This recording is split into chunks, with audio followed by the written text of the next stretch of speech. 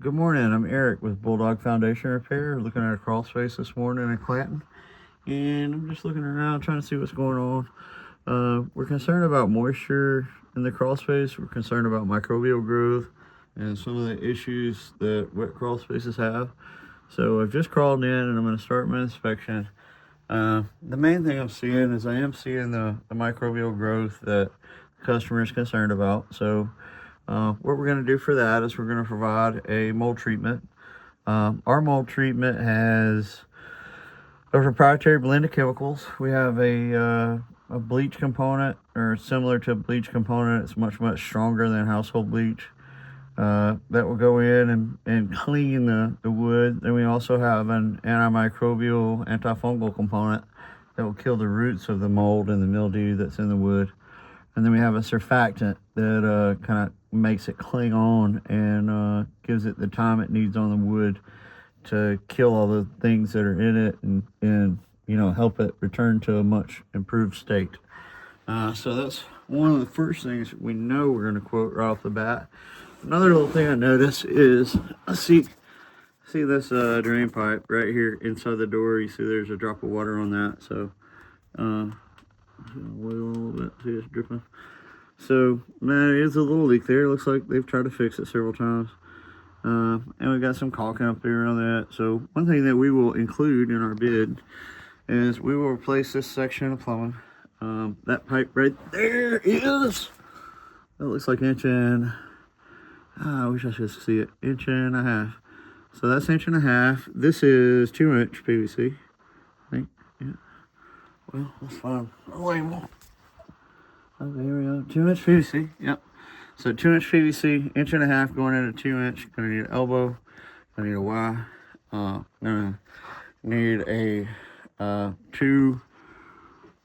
2-inch unions right there and there. And we'll replace that so that there's no drip.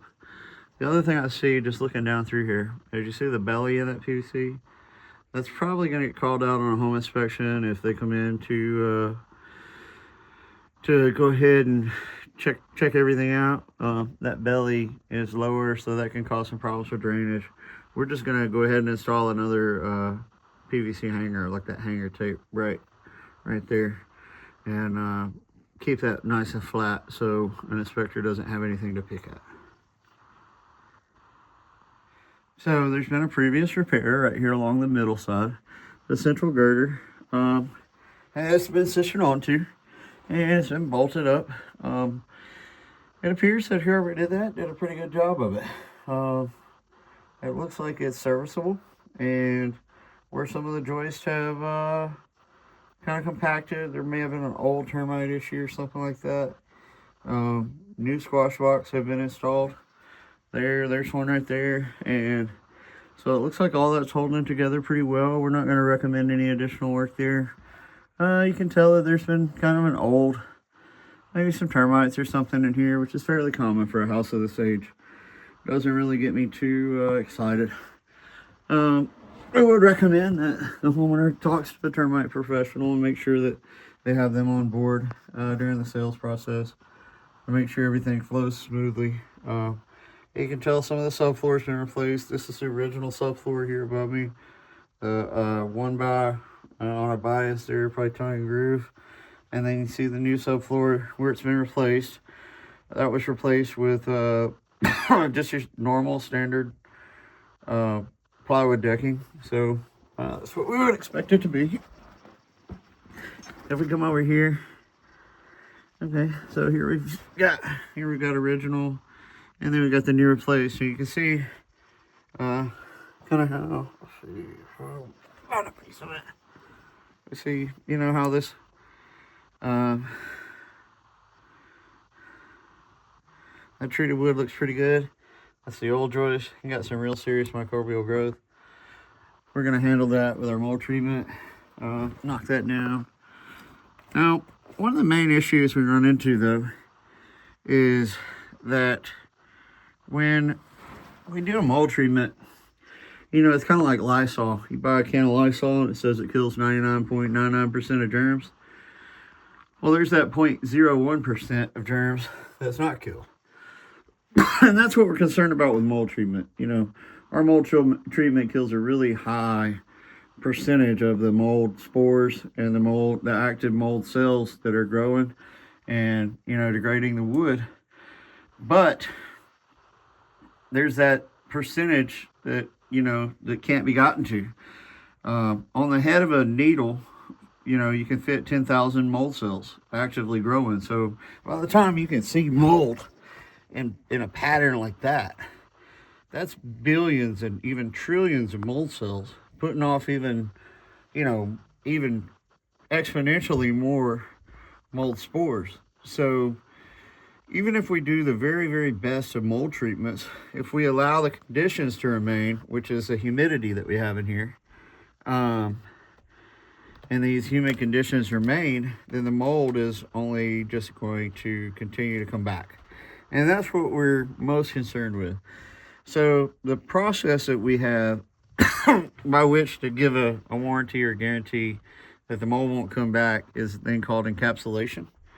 What we do with encapsulation, first of all, is we seal the floor. We lay a liner on the floor, very similar to a swimming pool liner. And then we seal and seam that together with everything else that we install. We wrap each and every column with the liner, and we seal the top of the column with tape, and then we go around the perimeter of the walls, and we come down 4 inches from the top, because you have to leave the top 4 inches for the termite inspectors to be able to make sure there's no termite trails. And I see some old termite trails over there. And I see some termite trails right there that I'm going to go check and see if we got any. I'm going to knock on the door and see if anybody comes to answer. But they have to be able to inspect for that and make sure that there are no active termites. So by code, when you install encapsulation, you have to leave it down 4 inches from the top, around the perimeter walls, and also around the columns. So we're going to achieve that. We're going to go ahead and attach those walls, the floors, and the columns, and then we seal and seam everything. Now, part of that is we don't want to allow any ventilated air in from the outside. The air that comes in from the outside is full of moisture and humidity. These undersides of these subfloors, especially in the summertime, the homeowner is going to be running air conditioning in there. And since that air conditioning is running, we got hot, humid air coming in through the vents around the outside. What happens is that hot, humid air comes in, hits the underside of these floors, it condenses into moisture. And that moisture is what feeds, nourishes, and fosters the mold, microbial, and fungal growth that's on the joists and the subfloor. So the encapsulation is the thing that can prevent that from coming back. Now, when we install encapsulation and we come in and we seal everything up, we seam all the vents, and we stop any moisture from coming in here, there's no way to completely guarantee that absolutely no moisture comes in here from that the little drip like we see over there in the plumbing. Those kind of things can happen. So we have to condition the airspace. And we do that by installing a dehumidifier under here. So we install a commercial dehumidifier. It's an Aprilaire Casa 70 unit. It's got a 5-year warranty. We install the electrical outlet with it, and we also install the pump that goes with it, so that it's completely self-contained and doesn't have to be serviced other than a yearly filter change. And for that one, the filter is actually washable, so it's a filter wash rather than a filter change, because the filter lasts indefinitely. They're very good units, and that's what we use. Now, we have a lot of customers that are also concerned about what happens if the power goes out. Well, if the power goes out, the unit will come just right back on. It's got a digital control. We place it so that it can be seen from the perimeter outside door over there. We'll place it somewhere in here, you know, kind of centrally located so that it can be seen from that door. You can see that the lights are on and working if you're concerned with checking in on it. The other thing that we have to do as part of an encapsulation is we have to seal that door. Now, I noticed at the Crawlspace door when I came in, has a mesh opening in it. And we don't want that because we don't want humidity coming in here. A dehumidifier really relies on this area being airtight for it to be able to maintain the humidity level below the mold and fungal growth threshold, which is typically 6%, 60% for most types of mold and fungal growth. So that's what we recommend for that. There's some pretty nasty growth over there. Wow. So we've done some floor scabbing already. Yeah. Ooh. So, and that's pretty common. I mean, that's what we see when we're in here dealing with these houses. So we're going to take care of all that with a encapsulation, dehumidifier, new door, and then mold treatment. I see a couple little things I'm concerned with on further down in the crawl space. I'm going to crawl down there and look at that, and then I'm going to crawl over on the other side and check the workout over there on the other side. The other thing that I'm concerned with, or the other thing that I always pay attention to when I enter a crawl space, is whether or not there is standing water. So if there is standing water in a crawl space, you have to install some kind of drainage and sump pump. So typically what we do is we come around the perimeter footing, we install a French drain with a sump pump. We put that in the lowest place. Now, just in looking in here, you can see where moisture is coming in through the block and brick, but it just doesn't look like there's been standing water in here. I'm going to ask the homeowner about that, if he's noticed standing water before, or if it's typically, you know, dry like it is right now. It appears to be pretty dry. I think it's just the humidity and the moisture that is wicked in from this clay soil. The ground is kind of like a sponge. So imagine if your house is sitting on top of a giant sponge and you pour water on one side of the sponge. The house sitting on top of it really doesn't do anything to stop that sponge from allowing the water to just seep through and get the whole sponge wet. And that's what's happening here. So this ground is nice and damp. It's evaporating under here, and the crawl space is holding the moisture, allowing the wood to grow microbial growth on it and decay. That's why they've had to do some repairs. Termites love wet wood. So, you know, really the path going forward for long-term health of this crawl space is to dry it out with an encapsulation, treat all the moldivores, and then dry it out with an encapsulation. That dehumidifier is going to maintain conditioned airspace under here that never gets over, you know, 52% or 50% humidity, and you'll never be able to have the mold bloom come back. So I'm going to crawl on down to the other end and just kind of see what I see, and if I see anything interesting, I'll make another video. So now I'm over here kind of midways down the rear side of the house, and somebody's installed some 4x4s. They came in and it looks like they've sistered several joists, so they've got some work that's been done there. Looks like maybe there were some old termite damage, or just probably from the moisture and the humidity that's been under here, that the wood's dry rotted in this area. The sistering looks pretty good. The central girder has been sistered as well. That work doesn't look bad. Looking at these supports though, the problem is that there's wood in contact with the block right here that's just laying on the ground. Most of the time your home inspectors are going to fuss about that because it doesn't meet code. This looks like somebody just stuck a support in there maybe while they were building it. But you have these two right here together, and then you have that one there. So what I was thinking, I don't think I see another one down there. I thought I may just right there in the shadow, but I don't know.